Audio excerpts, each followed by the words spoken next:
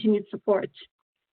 So now I'd like to take the time to introduce our speakers for today, Kim Sealing and Candace Hilder.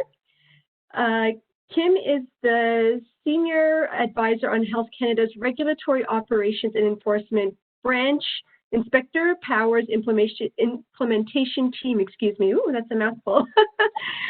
Kim has a Bachelor of Science degree in chemistry from Mount Allison University and has experience in food and medical device manufacturing.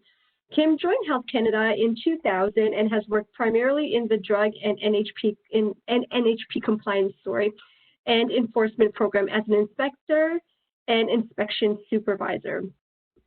Candace Hilder is the project lead on Health Canada's Inspector Powers implementation team. Candace manages a team of 4 experienced inspectors from various health product compliance programs. The goal of the team and the mandate of the project are to implement the new inspector authorities under the Food and Drugs Act, which received royal assent in June 2019. Candace has a Bachelor of Science degree in Cell and Genetics Biology from University of British Columbia and has worked for Health Canada since 2005. Her public service work includes laboratories, medical device and clinical trial inspections, program management, and more recently as a senior policy advisor to HPFB's Assistant Deputy Ministers, providing strategic policy advice on files related to food, nutrition, and veterinary drugs, which included work on such key issues as antimicrobial resistance, nutrition labeling, food safety, and Canada's Food Guide. So without further ado, Kim and Candace, thank you for being with us this afternoon. And Candace, I will pass it over to you to begin the presentation. Thank you. Terrific. Thank you very much for that introduction, Amanda, and thank you everyone for being here today. I'm going to be very transparent here and say this is my first virtual presentation that I've done. Obviously, we've all been working in a virtual world for the past several months, team meetings, teleconferences, and whatnot. So forgive me if you see my eyes darting around. It's only because I'm looking at slide decks and speaking notes and not trying to be shifty on you. So you would want to see that in your inspection staff. So I think what I'll do first is I'll give a little overview here as to what we're going to present today. If I can figure it, there we go. Next slide.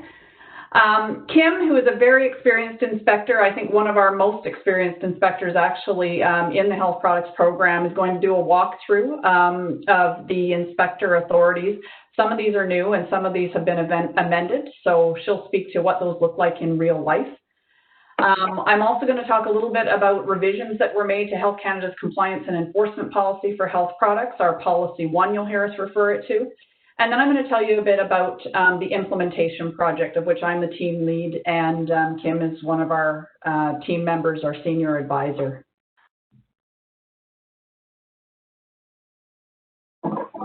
So in December 2018, Health Canada updated its compliance and enforcement policy for health products, and this sets the foundation for the implementation of a more assertive and compliance and enforcement approach for health products, which is more in line with ROBE's mission and its transformation agenda. Following the release of it in December 2018, there was an information session to all health product staff. And then following that, there were interactive workshops delivered to initiate the implementation of this policy. And I'm going to tell you a bit more about that at the end of the presentation. Following that, in June of 2019, royal assent was given to Bill C-97, which amended the Food and Drugs Act.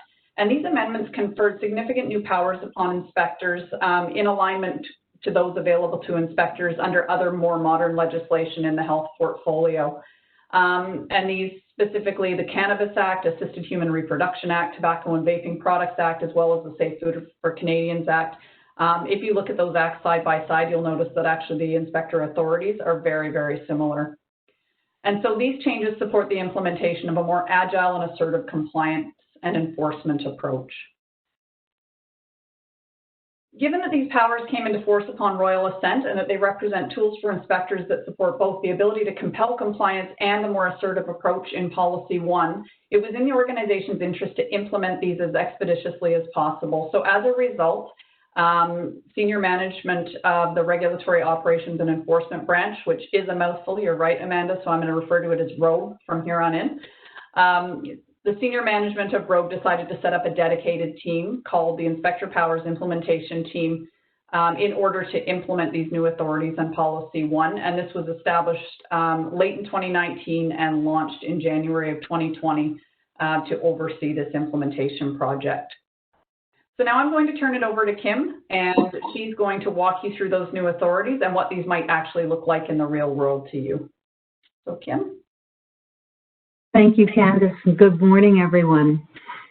The June 2019 amendments to the Food and Drugs Act can be divided into two